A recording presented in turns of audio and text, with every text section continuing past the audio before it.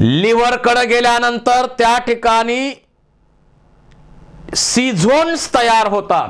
स्पोरोझाइट्स are converted into schizonts in liver आणि schizonts पुन्हा या लिव्हर मधून रप्चर होऊन हे सी झोन्स जे आहेत त्याचं रूपांतर होतं मेरोझाइट्स. ही प्री इरेथ्रोसायटिक फेज आहे, लिव्हर मध्ये होत आहे.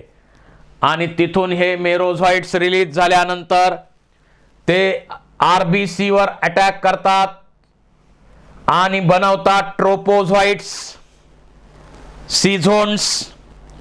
आणि अशा प्रकारचं सायकल रिपीट होतं. आरबीसीचं ब्रेकडाऊन होतं आणि हा पॅथोजन हिमोझाईन नावाचा कंपाऊंड रिलीज करतो आणि त्यामुळं थंडी वाजून येते, ताप येतो, थंडी वाजून येते, ताप येतो, हे लक्षणं जाणवतात. त्यानंतर यातल्या सेल्स गॅमेटोसाइट म्हणून काम करतात. आता ह्युमन मध्ये एवढ्या फेजेस झाल्या, ह्या गॅमेटोसाइट सेल्स तयार झाल्या. त्या फिमेल एनाफिलिस मॉस्किटोनं बाईट केलं, त्याच्याबरोबर गॅमेटोसाइट सेल्स त्या इन्फेक्टेड पर्सन कडनं सक केल्या गेल्या, गॅमेट्स बनले आणि गॅमेट्स फ्यूज झाले, झायगोट तयार झाला.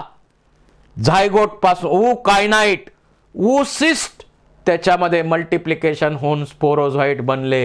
या ज्या फेजेस होतात हे मॉस्किटोच्या बॉडीमध्ये होतात. आपण तसे सेकंडरी होस्ट असतो, याचे प्रायमरी होस्ट हा मॉस्किटो एनाफिलिस मॉस्किटो आहे. तर अशा प्रकारे लाईफ सायकल याचं आहे प्लाझ्मोडियमचं. काय होतं बघा, mosquito bytes to another human, sporozoites are injected, parasite reach to liver through blood, asexual reproduction in liver cells, bursting cells release into blood, asexual reproduction in RBC, bursting RBC release hemozoin, cycles of fever and other symptoms. त्यानंतर गॅमेटोसाइट बनतात, त्या female Anopheles mosquito कडनं सक केल्या जातात, gametes तयार होतात, fertilisation होतं मॉस्किटोच्या गटमध्ये आणि पुन्हा स्पोरोझाइट बनतात आणि त्या मायग्रेट होतात मॉस्किटोच्या सलायवरी ग्लँडमध्ये.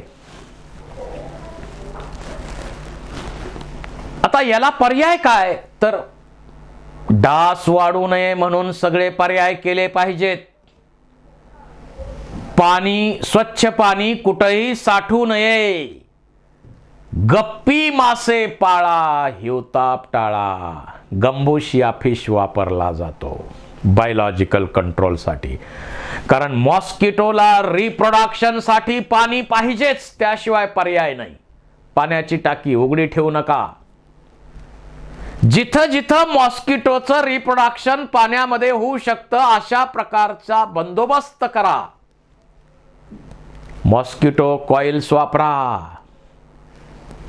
त्यानंतर ते आता लिक्विड आले ते वापरा, नेट वापरा आणि अशा प्रकारे इन्फेक्शन होणार नाही याची काळजी घ्या.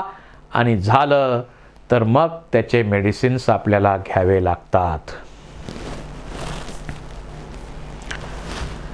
त्यानंतर नेक्स्ट डिसीज आहे अमीबायोसिस, अमीबॉइड डिसेंट्री. अमीबॉइड डिसेंट्री आपल्याला लागते.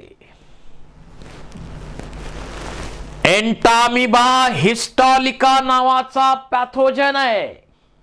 अमीबा हा हाऊस फ्लाईज, मेकॅनिकल कॅरियर, आपल्या ज्या घरी माशा बसतात हाऊस फ्लाईज कॅरियर आहे. Transmit parasite from faecal matter to food and water. याचे पॅथोजन कुठं असतात, फिकल मॅटर, अनडायजेस्टेड वेस्ट. उघड्यावर आपण हा कार्यक्रम केला तर तिथं ते असतात पॅथोजन्स. तिथून माशा बसल्या, तिथून माशा आल्या आपल्या घरात, फूड किंवा वॉटर याच्याशी संपर्क आला की त्यातून हा एंटामिबा आपल्या बॉडीमध्ये एंट्री करू शकतो. अशा माशा बसलेलं फूड जर आपण खाल्लं तर काय अर्थ आहे? आजारच आजार येणार. टायफॉइड येऊ शकतो, अमिबायोसिस होऊ शकतो. कारण इथं हाऊस फ्लाईज काय आहेत? कॅरियर्स आहेत. सिम्पटम्स काय? कॉन्स्टिपेशन, बद्धकोष्ठता, ॲब्डॉमिनल पेन्स होतात, क्रॅम्प्स होतात, stool with excess mucus and blood clots. Undigested waste बरोबर म्युकस बाहेर पडतो, ब्लड क्लॉट होतात.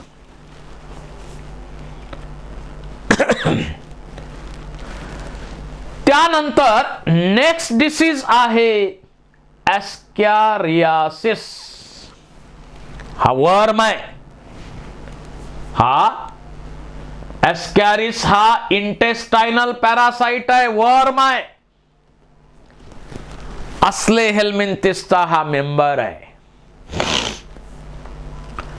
हा member soil, water, vegetables, fruits, contaminated feces containing eggs of parasites या मार्फत हा आपल्या बॉडीमध्ये एंट्री करतो. याचं राहायचं ठिकाण आहे स्मॉल इंटेस्टाइन. आणि स्मॉल इंटेस्टाइन मध्ये का राहतो? एक तर आपण स्मॉल इंटेस्टाइन मध्ये डायजेशनची प्रोसेस कंप्लीट करतो आणि हा डायजेस्टेड फूड, रेडीमेड फूड स्वतःला घेतो. अल्कलाइन मीडियम आहे, तिथं व्यवस्थित राहू शकतो. त्याच्या बॉडीवरती थिक क्युटिकल असतं. आपल्या डायजेस्टिव्ह ज्यूसचा त्याच्यावर कोणताही परिणाम होऊ नये यासाठी. डायजेस्टिव्ह सिस्टीम त्याची पुअरली डेव्हलप्ड आहे, कारण आपल्या बॉडीमध्ये रेडीमेड फूड तो घेतोय, डायजेस्टेड फूड घेतोय. परंतु रिप्रोडक्टिव्ह सिस्टीम फार पॉवरफुल आहे. मेल आणि फिमेल डिफरंट आहेत, रिप्रोडक्शन साठी पॉवरफुल आहे. आणि असा जो वर्म आहे याचा बंदोबस्त आपण नाही केला तो या रूटनं आपल्या बॉडीमध्ये जातो तर सिम्पटम काय दिसतात? इंटरनल ब्लिडिंग होतं, muscular pains, fever, anaemia, blockage of intestinal passage. काही लोकांमध्ये इतके वर्म वाढतात की ऑपरेशन करून इंटेस्टाइन मधून वर्म्स काढावे लागतात. तुम्ही युट्यूबला एखादा व्हिडिओ पाहू शकता याचा. इंटेस्टायनल वर्म कसे ऑपरेशन करून काढायचे ते. तर असा हा ॲस्कॅरिस आपल्यामध्ये फार मोठी समस्या निर्माण करू शकतो. आणि आपल्या बॉडीमध्ये ॲस्कॅरिसचे हे पॅथोजन जाऊ नयेत म्हणून दर काही महिन्याला अल्बेंडेझॉल हे औषध, मग याच्या गोळ्या किंवा लिक्विड जे काय असेल ते आपण घेतलं पाहिजे. इथं ऑपरेशन करून कसे वर्म्स काढले जातात त्याचे फोटोग्राफ मी दाखवलेले आहेत. यातून क्लिअर होत आहे, काही मागं राहत नाहीये.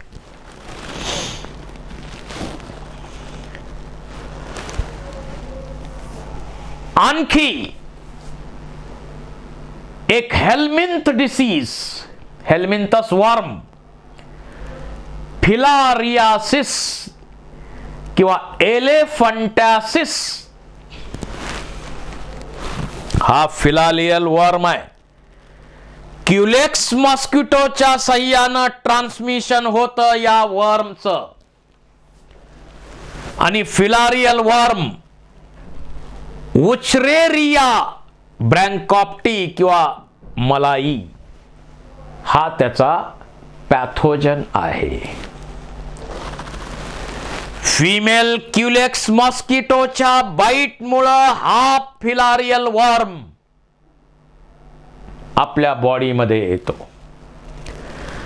आणि तो कुठं राहतो? Lymphatic vessels, usually lower limbs मध्ये लिम्फॅटिक व्हेसल आणि युजली पायामध्ये लिम्फॅटिक व्हेसल मध्ये हा राहतो आणि it causes chronic inflammation of organs which they live. जिथं हा फिलारियल वर्म राहतो तिथं काय होतं? इन्फ्लेमेशन होतं, पाय सुजतो. अनेक वर्ष हा सुजत राहतो. Limbs and genital organs may be deformed आणि अशा प्रकारे पाय सुजून मोठे होतात. याला त्यामुळं एलिफेंटालिस, हत्ती रोग असं आपण म्हणतो. हत्ती रोग आपण म्हणतो त्याला. पहा कसा दिसतो पाय. फोटोग्राफ पाहिला की आर्टिकल क्लिअर. एवढे चांगले फोटोग्राफ आपल्यासाठी अवेलेबल आहेत. त्यानंतर फंगल डिसीजेस, रिंगवर्म असे चट्टे दिसतात की नाही? रिंगवर्म मुळे असं दिसतंय. आणि याचा जो पॅथोजन आहे तो मायक्रोस्पोरम किंवा ट्रायकोफायटॉन किंवा इपिडर्मोफायटॉन यांच्यापासून याचं ट्रान्समिशन होतं. They are seen in groin toes, आपल्या बोटांच्या मध्ये किंवा ग्रोइन या भागामध्ये हे पॅचेस तयार करतात. मॉइस्ट इथं पण मानेमध्ये पण हे पॅथोजन आपलं इन्फेक्शन करतात. फ्रॉम सॉइल मध्ये आहेत टॉवेल, क्लॉथ्स, कॉम किंवा आपण कुत्रं पाळतो, मांजरं पाळतो, त्यांच्यामधून सुद्धा याचं ट्रान्समिशन आपल्यामध्ये होतं. Heat and moisture help in fungi to grow. जिथं मॉइश्चर जास्त आहे, हीट जास्त आहे, तिथं ग्रोथ याची होते. पहा पॅच कसं दिसतंय.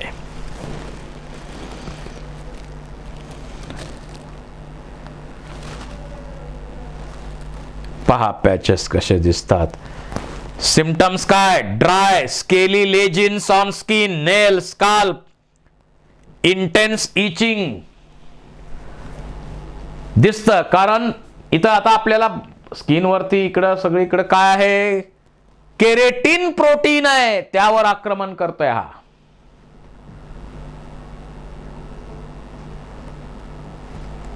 आता असे डिसीज होऊ नयेत म्हणून हे एका व्यक्तीकडून दुसऱ्या व्यक्तीकडे ट्रान्समिट होणारे हे डिसीज होऊ नयेत म्हणून काय काय करायचं?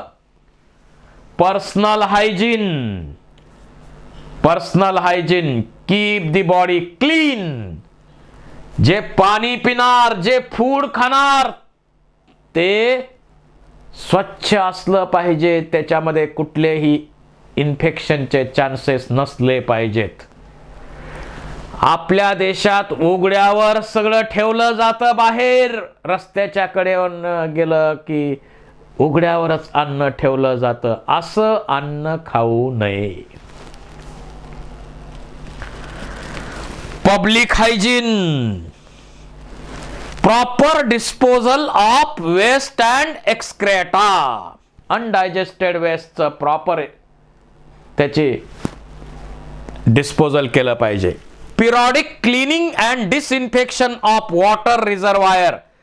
जिथं पाणी साठवून ठेवलंय त्याची रेग्युलर स्वच्छता केली पाहिजे. Reservoir, pools, cesspools, tanks. Avoid contact with infected person बरोबर कॉन्टॅक्ट अवॉइड करणे, और their belonging, control airborne diseases. Standard practices of hygiene in public catering. ज्यावेळी पब्लिक कॅटरिंग केलं जातं तिथं स्टँडर्ड प्रॅक्टिसेस हायजिनिक वापरल्या पाहिजेत. कंट्रोल अँड इलिमिनेट व्हेक्टर्स, त्याचे व्हेक्टर वाढू नयेत याच्यासाठी आपण प्रयत्न केले पाहिजेत. आता हे vector, control and elimination of vectors, that is mosquito. Avoid stagnation of water, पाणी कुठंही थांबू द्यायचं नाही. असं पाणी कुठंही थांबू द्यायचं नाही. याशा पाण्यामध्येच मॉस्किटोचे लार्वी आढळतात. त्यामुळं स्टॅग्नंट वॉटर कुठंही त्याची विल्हेवाट लावायची. Regular cleaning of household coolers मध्ये आपण पाणी भरत असतो, त्याची पण स्वच्छता केली पाहिजे. नेट्स, मॉस्किटोच्या नेट्स मिळतात, त्याचा वापर करा.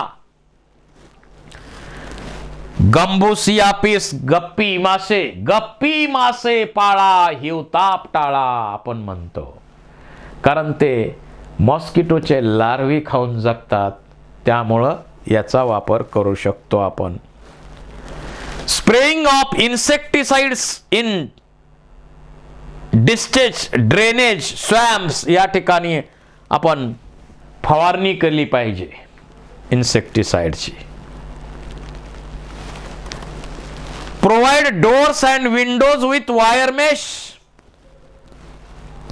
बघा, वायरची जाळी असलेले दरवाजे आणि खिडक्या, त्यांना जाळी बसवा म्हणजे डास येणार नाहीत.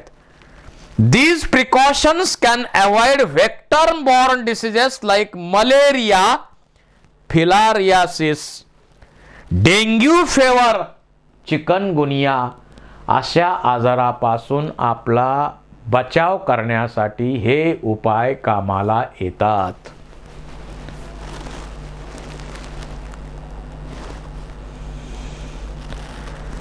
त्याचबरोबर vaccine and immunisation help to control diseases like smallpox, polio, diphtheria, pneumonia, tetanus. Immunisation आणि वॅक्सिनच्या मदतीनं आपण काय करू शकतो, यांचा बंदोबस्त करू शकतो. Drugs like antibiotics also helpful to treat infectious diseases. Treat करतो.